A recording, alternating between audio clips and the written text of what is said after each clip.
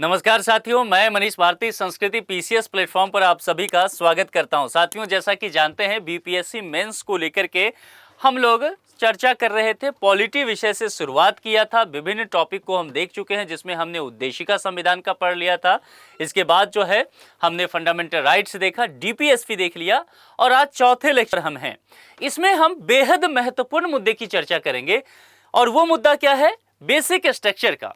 संविधान की जो मूल संरचना की बात की गई, सुप्रीम कोर्ट के विभिन्न निर्णयों के माध्यम से, और उससे संसद की शक्तियां सीमित होती गई और उससे हमारे संविधान पर क्या प्रभाव पड़ा, इन तमाम चीजों को हम समझते चलेंगे और ये देखेंगे कि क्या मूल संरचना जो कहा गया है, क्या उसका कोई लिस्ट वगैरह है। क्योंकि देखिए, ये एक ऐसा टॉपिक है जिससे सबसे अधिक मेंस में प्रश्न पूछे गए हैं, बीपीएससी में ही नहीं, यूपीएससी में भी, तमाम पीसीएस में। क्योंकि यहाँ पर एक केस है 1973 का, वो है Kesavananda versus state of Kerala. वो केस बहुत महत्वपूर्ण है, क्योंकि वहीं से बेसिक स्ट्रक्चर का मामला जो है वो निकल के सामने आया। और आज तक अगर देखेंगे, आपने सुना होगा ना, 2 जज के बेंच बैठते हैं, 5 जज के, 7 जज के। तो ऐसे जो केस हुआ है उसमें सबसे ज्यादा जजेज किसी केस के लिए बैठे हैं तो उसकी संख्या रही है 13, और वो केशवानंद बाद में ही हुआ है 1973 में। ठीक है, 13 जज से ज्यादा आज तक किसी भी केस पर बात करने के लिए सुप्रीम कोर्ट में नहीं बैठे हैं। इसलिए बेहद महत्वपूर्ण है, विस्तार से चर्चा करेंगे। और वहां तक, केशवानंद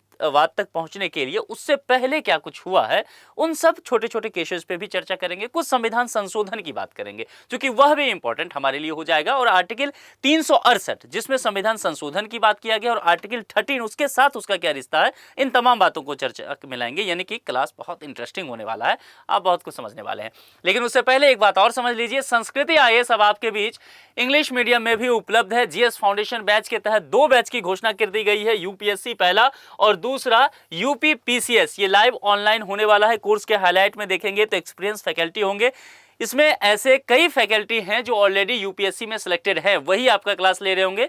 15 से 16 महीने में आपका कोर्स पूरा कराया जाएगा। जीएस के 4 पेपर होगा, और यहाँ पर यूपी पीसीएस में जो 2 एक्स्ट्रा पेपर होता है मेंस में, यूपी स्पेशल का पेपर 5 और 6, वो आपको अलग से करा दिया जाएगा। इसके अलावा डाउट क्लासेज होंगे, नोट्स, स्टडी मटेरियल, ये सारे सपोर्ट आपको दिए जाएंगे। सबसे महत्वपूर्ण बात जरा यहाँ पर समझ लीजिए, पहले जो 100 स्टूडेंट नामांकन करने आने के लिए आएंगे, उनके लिए 1 लाख फी नहीं रखा गया है। यानी कि वैसे फी 1 लाख है फाउंडेशन बैच का, लेकिन उनको देने की आवश्यकता नहीं है। वो जो है केवल और केवल 75,000 ही देंगे, यानी कि 75% तक का ऑफ आपको मिल रहा है। और बहुत सारे छात्र यहाँ पर नामांकन लेना शुरू कर चुके हैं, इसीलिए अब तारीखों की घोषणा भी कर दी गई है। 30 अक्टूबर 2025 से आपका ये पहला बैच स्टार्ट हो रहा है इंग्लिश मीडियम का संस्कृति आईएएस में। ठीक है, इन तमाम चीजों के लिए जानकारी लेना हो 9555124124 या फिर sanskrithias.com, ये जो है ऑफिशियल वेबसाइट और ऑफिशियल कॉन्टैक्ट नंबर है। इस पर आप संपर्क करके यहां से आप चीजों को जान सकते हैं और बेहतर तरीके से समझने के बाद आप अपने मनचाहे कोर्स में नामांकन लेकर के आगे बढ़ सकते हैं। ठीक है, अब आगे चलिए हम चर्चा कर रहे थे मूल संरचना, बेसिक स्ट्रक्चर को लेकर के हम बात कर रहे थे, जिसको आप हिंदी में आधारभूत ढांचा भी कहते होंगे ना। संविधान का आधारभूत ढांचा यानी कि बेस, उसी बेस पर चीजें आगे बढ़ता है ना। तो यही बातें यहां पर की गई है, एक ही बात है। अब सबसे पहले डिबेट में ये लाते हैं कि ये आधारभूत ढांचा है क्या, इसका सिद्धांत है क्या, है ना। और समझिए, ये जैसे कि हम घर बनाते हैं, कोई भी व्यक्ति अपना कोई मकान बनाते हैं तो क्या करते हैं, सबसे पहले बेस तैयार करते हैं ना। अगर बेस जितना स्ट्रांग होगा, वो मकान उतना ही बेहतर होगा, उतना ही मजबूत होगा। ठीक ऐसा ही समझिए कि हमारे संविधान को लेकर के भी विभिन्न निर्णयों के माध्यम से सुप्रीम कोर्ट ने यही करने का काम किया और संविधान का कुछ बेसिक स्ट्रक्चर बता दिया, एक आधारभूत ढांचा बताया। इसके तहत संविधान की ऐसी मौलिक विशेषताओं को शामिल किया गया जिन्हें संसद अपने संविधान संशोधन के अधिकार के तहत नहीं बदल सकती। आप ध्यान दीजिए, यहां पर लिखा हुआ है संसद, क्योंकि आप जानते हैं संविधान संशोधन करने का अधिकार जिसके पास है वो संसद है, और संसद को यह अधिकार जो है संविधान के अनुच्छेद 368 के द्वारा ही दिया गया है। लेकिन यहां पर यह जो है वो निर्बाध नहीं है। ऐसा नहीं है कि पार्लियामेंट जिस भी आर्टिकल में चाहेगी संशोधन करते हुए दनादन निकलती चलेगी, ये नहीं है। क्योंकि केशवानंद केस के बाद ये मामला बदलता है, ठीक है, और उसमें फिर कहीं ना कहीं टर्म एंड कंडीशन लगाए गए। उन्हीं सब चीजों को लेकर के यहां पर बात की गई है। उद्देश्य क्या है, प्रश्न ये भी उठना चाहिए कि आखिर ऐसा सुप्रीम कोर्ट ने क्यों किया। क्योंकि यह याद दिलाना काम था संसद को, यह कि आप संविधान संशोधन कीजिए, उससे आपको इनकार नहीं किया गया है। अनुच्छेद 368 के तहत जो अधिकार आपको दिए गए हैं कॉन्स्टिट्यूशन के अमेंडमेंट करने का, वो आपसे छीना नहीं गया है। लेकिन बस ये ध्यान रखना है कि ये अधिकार मनमाना नहीं होना चाहिए, ये अधिकार निर्बाध नहीं होना चाहिए, इस पर कुछ प्रतिबंध लगे होने चाहिए। नहीं तो फिर पता चलेगा कि पॉलिटिकल पार्टी जिसके पास बहुमत होगा अपने हित के लिए पार्लियामेंट में किसी भी चीज को संशोधित कर सकती है, संविधान में कहीं भी संशोधन किया जा सकता है। तो इन सब चीजों को समझने के लिए, यानी कि संविधान की जो मूल आत्मा है, संविधान की जो मूल पहचान है, बदलाव करते करते ऐसा ना हो जाए कि संविधान, मूल संविधान ही हमारा बदल जाए, तो उससे छेड़छाड़ नहीं किया जाएगा। हालांकि जरूरत के समय जो लगता है, समय के साथ परिवर्तन संसार का नियम है, और अगर लगता है कि परिवर्तन जहां हो सकता है उसमें कीजिए, उसमें कोई छूट सुप्रीम कोर्ट के द्वारा नहीं दिया गया। आएंगे कहां कहां छूट है उस पर चर्चा करेंगे। तो कुल मिलाकर के सिद्धांत के माध्यम से न्यायपालिका बस ये तसल्ली करना चाहती है, ये सुनिश्चित करना चाहती है कि संविधान का मूल ढांचा कहीं से भी कमजोर ना पड़ जाए, उसके साथ संविधान के साथ छेड़छाड़ करने की अनावश्यक तौर पर कोशिश ना की जाए संसद के द्वारा। इतना मामला समझ में आ गया। अब देखिए यहाँ पर मूल संरचना के सिद्धांत का विकास कैसे होता है, इसको समझने की कोशिश करते हैं। यहाँ पर जो चर्चा हमने बार बार लाया कि अनुच्छेद 368, चूंकि अनुच्छेद 368 एक ऐसा ही अनुच्छेद है जिसके माध्यम से संसद को संविधान में संशोधन करने का अधिकार दिया गया है।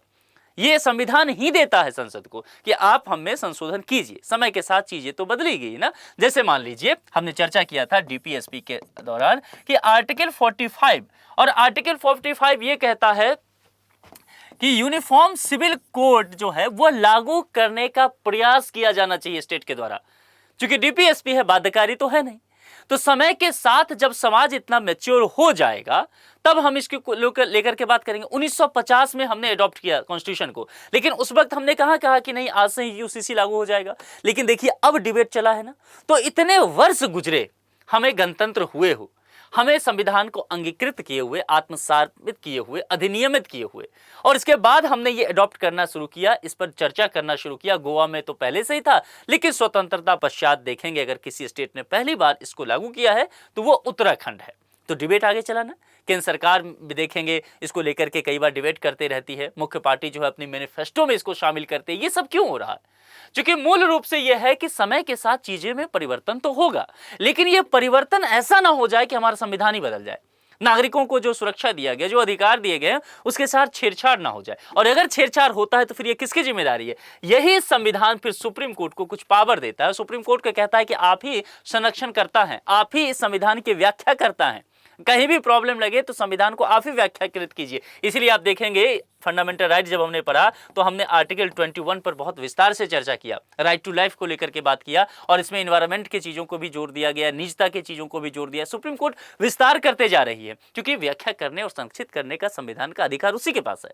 मामला समझ में आ रहा है? यही चीजें यहां पर भी है।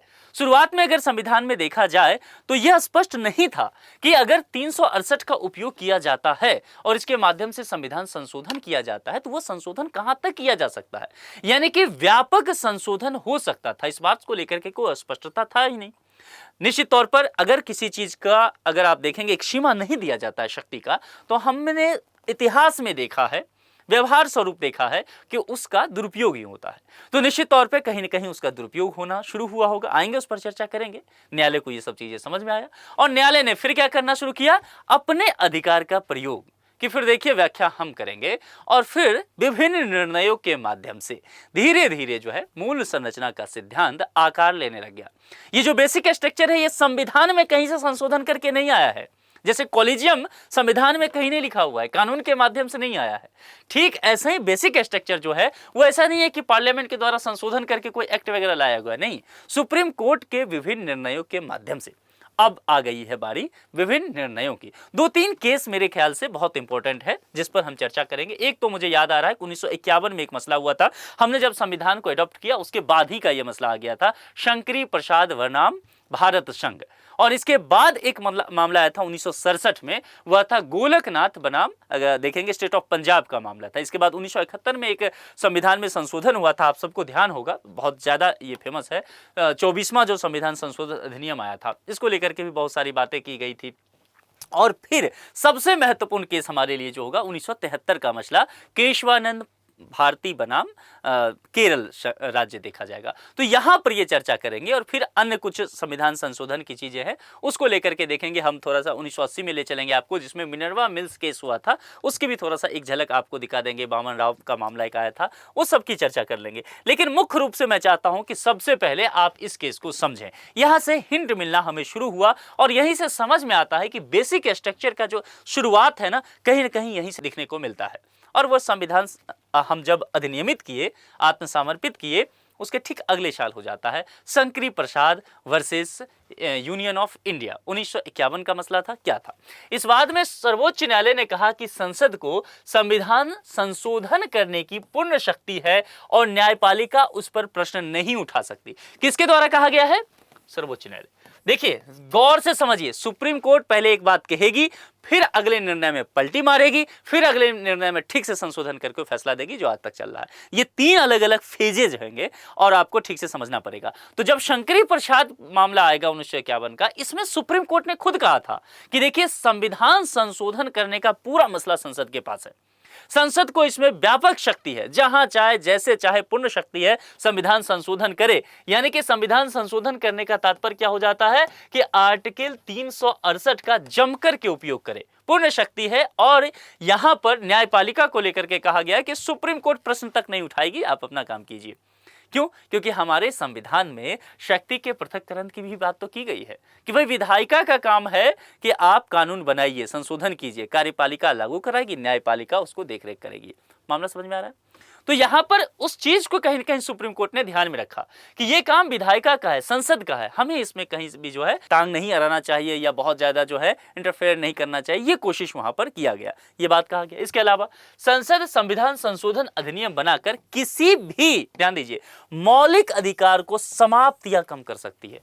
बहुत कठिन शब्द हैं ये, पढ़ने में बड़े आसान लगते हैं लेकिन हैं कठिन। देखिए, कहा गया कि संसद संविधान संशोधन कर दे, कॉन्स्टिट्यूशन अमेंडमेंट करे, और ऐसा करके बाकी जगह तो छोड़ दीजिए, जो संविधान का भाग 3 है, भाग 3 क्या है? 12 से लेकर के 35 जो आर्टिकल हम पढ़ते हैं, और ये क्या है? Fundamental right.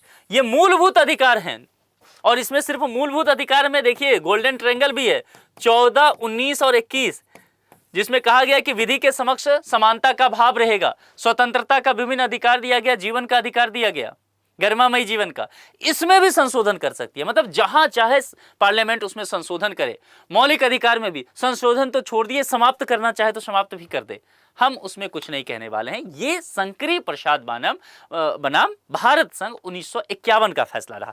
लेकिन क्या आपको ये सोच के नहीं लगता, ये सुन के ये फैसला देख के नहीं लगता कि नहीं, ये निश्चित तौर पर लगता है कि आने वाले समय में इसमें कुछ तो परिवर्तन है, कुछ कमियां तो हैं इस फैसला में, क्योंकि पार्लियामेंट इसका दुरुपयोग कर सकती है, सुप्रीम कोर्ट के इस जजमेंट का, है ना, और फिर निर्बाध रूप से यहां पर काम करना शुरू कर सकती है। मौलिक अधिकार तक हनन किया जा सकता है नागरिकों को। कल को कहे संशोधन करके भाई जो है हम आपसे स्वतंत्रता का अधिकार छीन लेंगे, कल को कहे कि विधि के समक्ष समानता भी नहीं रहेगा, कल को कहे कि 15-16 में जो विभिन्न चीजों को लेकर के दिया गया है कि भेदभाव नहीं किया जाएगा, अवसर की समानता दी जाएगी, इसमें भी कटौती करेंगे आप, यहाँ पर जो है लाइफ विद डिग्निटी, इसमें भी कटौती कर देंगे, फिर तो प्रॉब्लम हो जाएगा। फिर तो जो डेमोक्रेसी हमने सोचा, जो हमारे संविधान निर्माताओं ने सोचा, इसमें कहीं न कहीं बट्टा लग जाएगा। तो आगे आकर के इस फैसले में कहीं न कहीं आपको तब्दीली देखने को मिलेगा। तो शंकरी प्रसाद बनाम भारत संघ, ये ध्यान रखिएगा। आगे जरा बढ़ते हैं, 1967 में मैं आपको लेके चलता हूं। 1967 में बेहद महत्वपूर्ण एक फैसला आता है, बहुत ही इंपॉर्टेंट है भारतीय संविधान के हिसाब से अगर देखा जाए, सुप्रीम कोर्ट के निर्णयों के माध्यम से देखा जाए, गोलकनाथ बनाम पंजाब। अब इसमें क्या होता है, देखिए, इसमें वही मामला आगे बढ़ता है, सुप्रीम कोर्ट में ही ये मामला रहता है और सुप्रीम कोर्ट ने फंडामेंटल राइट्स को लेकर के कहा कि देखिए, संसद द्वारा संशोधित नहीं किया जा सकता है। किसको? फंडामेंटल राइट्स को। यहां क्या कहा था शंकरी प्रसाद में कि जहां मन है कीजिए, जितना मन है संशोधन कीजिए, कम करना है, खत्म करना है, कर दो आप फंडामेंटल राइट्स को, हम कुछ नहीं बोलेंगे। यहां कह दिया सुप्रीम कोर्ट के कि नहीं, ये नहीं हो सकता है, फंडामेंटल राइट्स को आप संशोधित नहीं कर सकते हैं। किसको कहा? पार्लियामेंट को। यानी कि किस आर्टिकल पर जो है वो चाबुक चला दिया? जो 368 है उसके तहत कहीं न कहीं संसद के अधिकार को सीमित कर दिया। अब ये जो मामला था ना, अपने आप में पहला ऐसा बड़ा कदम उठाया गया था सुप्रीम कोर्ट के द्वारा, जिसके द्वारा यह देखने को मिला कि सुप्रीम कोर्ट जो है नागरिकों के मौलिक अधिकार को लेकर के, फंडामेंटल राइट्स को लेकर के बहुत सीरियस है। और यहां पर सुप्रीम कोर्ट नहीं चाहती है कि नागरिक के किसी भी फंडामेंटल राइट्स के साथ छेड़खानी की जाए। मामला समझ में आया? यानी कि क्या कहा सुप्रीम कोर्ट ने? मौलिक अधिकारों की सर्वोच्चता पर ध्यान दिया। किसी भी हालत में आप मौलिक अधिकार को नहीं खत्म कर सकते। और मौलिक अधिकार क्या था? मैंने मौलिक अधिकार वाले चैप्टर में समझाया था, मूलभूत आवश्यकताएं जीवन जीने के लिए। तो परिणामतः संसद की शक्ति क्या हो जाएगी? सीमित हो जाएगी। 368 का प्रयोग थोड़ा कम करेंगे वो। लेकिन यह सिद्धांत हमेशा ही विवादास्पद बना रहा। इस बात को लेकर के न्यायपालिका और पार्लियामेंट के बीच टकराव होता दिखा। पार्लियामेंट ने हमेशा कहा कि देखिए, ये जो है न्यायिक सक्रियता कर रहे हैं, हमारे काम में जो दखलंदाजी कर रहे हैं, तो शक्ति के जो पृथक्करण का सिद्धांत था, ये तो कहीं ना कहीं कमजोर होता जा रहा है। कानून बनाने का काम किसका है? पार्लियामेंट का। समझिए इस बात को, वो न्यायपालिका का काम तो है नहीं। संशोधन करने का काम किसका है? पार्लियामेंट को। हमें शक्ति दिया गया, संविधान ही दे रहा है, फिर ये कौन होते हैं बोलने वाले? तो ये झंझट चलता रहा। इसी सब बीच में एक 67 में ये मामला आया था, और 67 के बीच में एक मामला आता है 71 में। ये होता है 24th कॉन्स्टिट्यूशन अमेंडमेंट। और ये जो एक्ट आता है, इसमें देखिए क्या है। गोलकनाथ मामला आ गया था, माहौल गर्मा गया था देश का, वो पूरा समय ध्यान रखिएगा। उसके बाद क्या हुआ? सर्वोच्च न्यायालय के निर्णय के जवाब में संसद ने एक संशोधन कर दिया संविधान में। और वो संशोधन कौन सा हुआ? 24वां संविधान संशोधन। बहुत इंपॉर्टेंट है ये संविधान संशोधन, ये ध्यान रखिएगा। जो लोग भी मेंस वगैरह दे रहे हैं ना, ये बहुत ध्यान रखना। 1971 में हुआ था, इसको पारित किया गया। और इसमें अनुच्छेद 13, आपको ध्यान है 13 हमने फंडामेंटल राइट्स में चर्चा किया था। 12 में मैंने कहा कि डेफिनेशन की बात की गई थी, 13 फिर वहां बताया था कि विधि से जुड़ा हुआ मसला है। तो अनुच्छेद 13 और अनुच्छेद 368 में संशोधन किया गया, ठीक है। और इससे यह घोषणा की गई कि संसद जो है अनुच्छेद 368 के तहत संविधान संशोधन अधिनियम के माध्यम से किसी भी मौलिक अधिकार को समाप्त या कम कर सकती है। ऐसे अधिनियम को अनुच्छेद 13 के अर्थ के तहत कानून नहीं माना जाएगा। यानी कि यहां पर पार्लियामेंट ने 24वां संविधान संशोधन ला करके क्या कर दिया? वही बातें जो 1951 में सुप्रीम कोर्ट ने कहा था। किस केस में? शंकरी प्रसाद बनाम भारत संघ। याद है ना? भूले तो नहीं है ये वाला मसला, याद है? इसी में सुप्रीम कोर्ट ने कहा था कि जहां मन हो मौलिक अधिकार में भी संशोधन कीजिए या समाप्त कीजिए, मुझे मतलब नहीं है, ठीक है। वही चीज यहां पर 24वां संशोधन करके ये जो है सुप्रीम कोर्ट के जो निर्णय है उसको पलटने का काम किया। किसने किया? संसद ने। तो मामला समझ में आया? यानी कि सुप्रीम कोर्ट और जो पार्लियामेंट है, इसके बीच तकरार चल रहा है, और ये तकरार जारी रहता है। ये खुलकर के सामने कब आ जाता है? 24वां संशोधन में। ये कब होता है 24वां संशोधन? 1971। बहुत महत्वपूर्ण समय ये चल रहा है। अब मामला आगे, और ये मामला जो है ना, जैसे ही आता है केशवानंद भारती बनाम केरल। ये एक मठ के पुजारी होते हैं। दरअसल समझ लीजिए, ये जो केशवानंद भारती होते हैं एक मठ के पुजारी हैं। कहा कि केरल में एक मठ है। सरकार ने भूमि सुधार, उस समय क्या था कि हर जगह भूमि सुधार वगैरह चल रहा था। केरल गवर्नमेंट एक कानून लाई थी भूमि सुधार को लेकर के, तो मठ का बहुत सारा जमीन जो है वो चला गया कि सरकार के पास। इन सब चीजों को लेकर के ये पहुंच गए। जो 5 तरह का रिट आपसे मैंने कहा था, याद है? आर्टिकल 32 संवैधानिक उपचार का अधिकार लेकर के पहुंच गए ये सीधे सुप्रीम कोर्ट कि हमारा जो है हनन यहां पर हो रहा है, इस चीज को देखिए।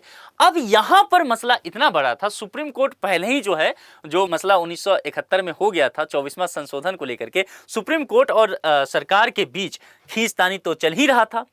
सुप्रीम कोर्ट को एक मौका लगा यहां पर इस केस के माध्यम से कि चलो यहां पर मामले को ठीक से देखते हैं और इस तरह से यहां पर जजमेंट करते हैं कि आने वाले समय में कोई भी सरकार जो है संविधान संशोधन से नागरिकों की किसी भी मौलिक अधिकार को, शक्ति को छीनने का जरा सा भी प्रयास न कर पाए, चाहे वो सरकार कितनी भी मजबूत क्यों ना हो जाए। मामला समझ में आ रहा है? अब चलिए, तो यहां पर जैसे ही ये केस पहुंचता है 13 जजों की बेंच बैठ जाती है। यही महत्वपूर्ण है। देखिए 13 जज की बेंच जो है ना, वो आज तक सुप्रीम कोर्ट में किसी भी केस पर फैसला देने के लिए सबसे अधिक जजों की बेंच यही बैठी है। और ये फैसला जो आता है बड़ा एकदम जो है ना करीब से जाता है। देखिए 7:6 का होता है मसला। अगर एक भी जज इधर हो जाते तो ये जो बेसिक स्ट्रक्चर का मुद्दा था ये देखने को नहीं मिलता। मतलब समझ रहे हैं? 7 जज एक तरफ, 6 जज एक तरफ। तो एक जज के इधर जाने से मसला बदला था। तो कुल मिलाकर के जरा समझते हैं मूल संरचना का सिद्धांत सबसे महत्वपूर्ण।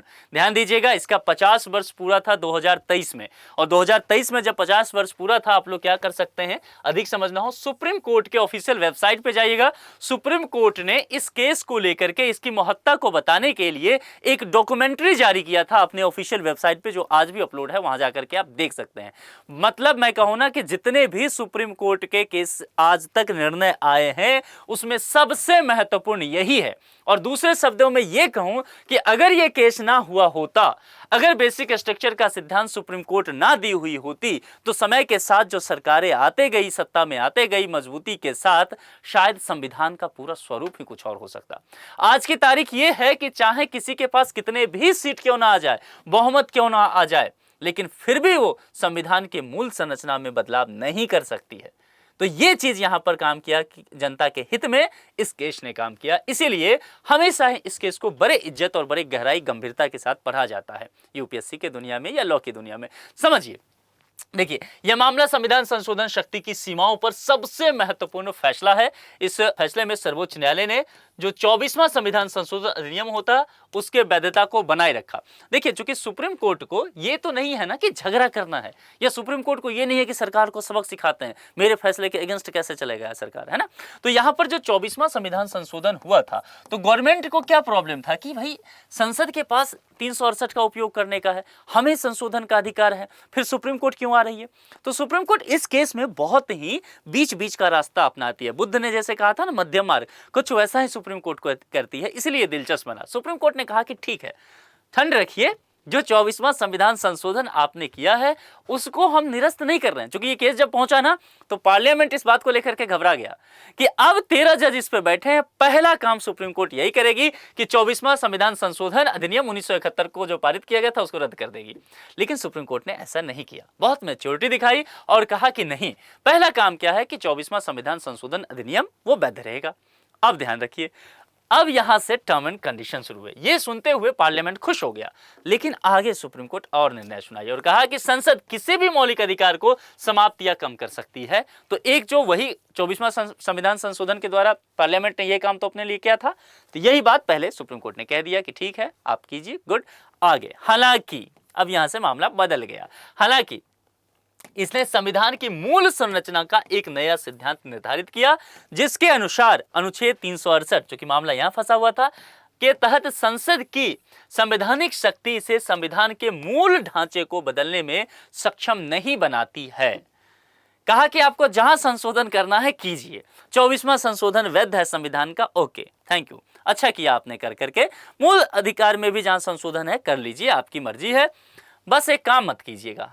तो पार्लियामेंट ने पूछा कि क्या काम नहीं करना है सर, बताइए। तो उन्होंने कहा कि जहां भी संशोधन करना है जिस अधिनियम में कीजिए, बस करना क्या है कि संविधान के आधारभूत ढांचा, बेसिक स्ट्रक्चर में चेंज मत कीजिएगा। क्योंकि संविधान का अगर आधारभूत ढांचा आपने बदल दिया तो फिर हम आ जाएंगे, फिर सुप्रीम कोर्ट आएगा और फिर उस कानून को रद्द कर देगा। ठीक है, अब यहां पर मामला बदल गया। तो फिर पार्लियामेंट सब जानना चाहेंगे ना कि भाई आधारभूत ढांचा है क्या। तो कहा गया कि देखिए, संविधान के कुछ मूलभूत बातें हैं जो नागरिकों के लिए, जो इस संविधान के इस मूलता को बरकरार रखने के लिए अति आवश्यक है।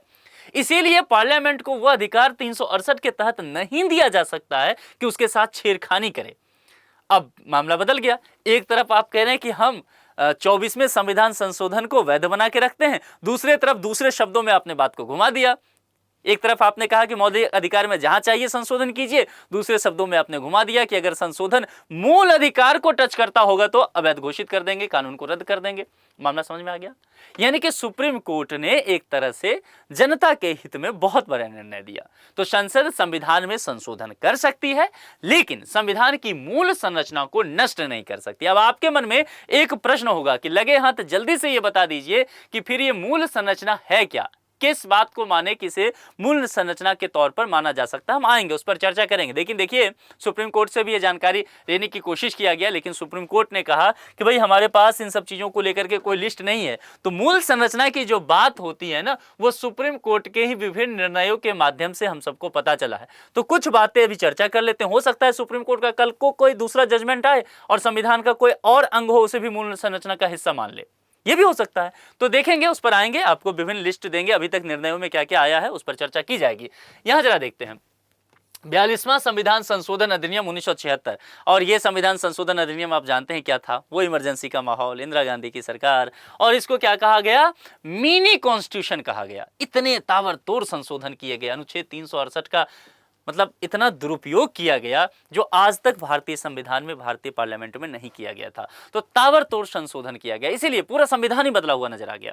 और इसीलिए कहा गया कि ये तो लघु संविधान अपने आप में तैयार हो गया, एक मिनी कॉन्स्टिट्यूशन तैयार हो गया। ये कब हो रहा है जरा सोचिएगा, 1973 में मामला आ गया था केशवानंद भारती केस, उसके 3 साल बाद हो रहा है 76 में, इमरजेंसी के माहौल में। और वहां पर जो है, क्योंकि ये कहा गया कि न्यायपालिका द्वारा जो मूल संरचना का सिद्धांत जो पेश किया गया ना, उसके जवाब में कहीं ना कहीं पार्लियामेंट ने रिएक्ट किया, या इंदिरा गांधी की सरकार कह सकते हैं 1976 में ये करती है। और इस अधिनियम के तहत अनुच्छेद 368 के संशोधन किया और यह घोषित किया कि संसद की संविधान संशोधन शक्ति पर कोई सीमा नहीं है। यानी कि फिर से कहीं ना कहीं कोशिश की गई, और इसके अनुसार मौलिक अधिकारों के उल्लंघन सहित किसी भी आधार पर किसी भी संशोधन को न्यायालय में चुनौती नहीं दी जा सकती। इससे न्यायिक समीक्षा का अंत हो गया, है ना, क्योंकि आप न्यायिक समीक्षा के लिए जा तो सकते हैं, लेकिन अगर फिर से पार्लियामेंट ने ये कोशिश किया कि हम जो यहाँ पर निर्णय दिया गया है सुप्रीम कोर्ट को लेकर, सुप्रीम कोर्ट ने जो निर्णय दिया है उसको रोकने की कोशिश करें, तो यह कोशिश यहाँ पर 42वें संविधान संशोधन से हुआ। जरा एक स्टेप आगे चलते हैं, मिनर्वा मिल्स केस में चलते हैं 1980। इस मामले में सर्वोच्च न्यायालय ने 1976 के, ध्यान दीजिएगा, 42वें संविधान संशोधन के उस प्रावधान को क्या कर दिया, रद्द कर दिया, जिसमें न्यायिक समीक्षा को समाप्त करने का प्रयास किया गया था। क्योंकि न्यायिक समीक्षा, ध्यान से सुनिए, संविधान के मूल ढांचे का एक अनिवार्य हिस्सा है। यह सुप्रीम कोर्ट ने कहा, यहां पर पहले नहीं कहा था सुप्रीम कोर्ट ने अपनी बारी का इंतजार किया कि ठीक है आने दीजिए। और मिनर्वा मिल्स केस इसलिए बहुत इंपॉर्टेंट चर्चा में आ गया, हम सब पढ़ते हैं इसको, लॉ के स्टूडेंट भी पढ़ते हैं, यूपीएससी के स्टूडेंट भी पॉलिटी में पढ़ते हैं, पॉलिटिकल साइंस की जो स्टडी करते हैं, इंडियन पॉलिटिकल साइंस वगैरह की, उसमें भी बहुत फेमस केस के रूप में इसे पढ़ा जाता है। तो यहाँ पर सुप्रीम कोर्ट ने इंतजार किया, कहा कि देखिए आपने जो वो लघु संविधान बनाया था ना, 42वां संविधान संशोधन, और सुप्रीम कोर्ट का जो केशवानंद भारती केस का मामला था, उसको जवाब में आपने कहा था कि 368 के तहत जो भी चाहोगे आप बदलोगे, आप जो भी चाहोगे फंडामेंटल राइट्स में भी तब्दीली कर लोगे, और इसके लिए सुप्रीम कोर्ट की न्यायिक समीक्षा तक का आपने अंत कर दिया। दरअसल ऐसा नहीं होगा, उस चीज को हम रद्द करते हैं। तो वो प्रावधान जो था वो रद्द कर दिया, यानी कि सुप्रीम कोर्ट ने कहा कि न्यायिक समीक्षा का अधिकार कोर्ट के पास हमेशा रहेगा, और ये इसीलिए रहेगा क्योंकि न्यायिक समीक्षा जो संविधान का मूल ढांचा है उसका एक अनिवार्य हिस्सा है। ये कब कहा था अनिवार्य हिस्सा वाला मूल ढांचा, केशवानंद भारती केस 1973 में, घूम के 1980 में सुप्रीम कोर्ट वहीं आ गया, और इसीलिए न्यायिक समीक्षा जो है वो अब जिंदा हो गया। तो न्यायिक समीक्षा एक उस बास्केट में और आ गया, किसमें, बेसिक स्ट्रक्चर वाले में। आगे जरा बढ़ते हैं, वामन राव का मामला आता है कब, 1981 में। अब इस मामले में समझिए बहुत दिलचस्प चीजें हैं, देख रहे हैं कैसे सांप और नेवला का खेल चल रहा है पार्लियामेंट और सुप्रीम कोर्ट के बीच। देखिए जब जब सरकार मजबूत होती है तो कोर्ट थोड़ी कमजोर, सरकार कमजोर, कोर्ट मजबूत, तो ये हमेशा से चलता रहा है ना। और ये नहीं कि भारतीय राजनीति में भी, दुनिया भर की अगर आप सरकारों की स्थिति देखेंगे और न्यायपालिका की स्थिति देखेंगे तो यही देखने को मिलेगा। जरा चलते हैं, वामन राव का मामला 1981 में आता है। इस मामले में सर्वोच्च न्यायालय ने मूल संरचना के सिद्धांत का पालन किया और स्पष्ट किया कि यह केशवानंद भारती मामले के निर्णय की तिथि अर्थात 24 अप्रैल 1973 के बाद अधिनियमित सभी संविधान संशोधन अधिनियम पर लागू होगा। मामला समझ में आया क्या कहा?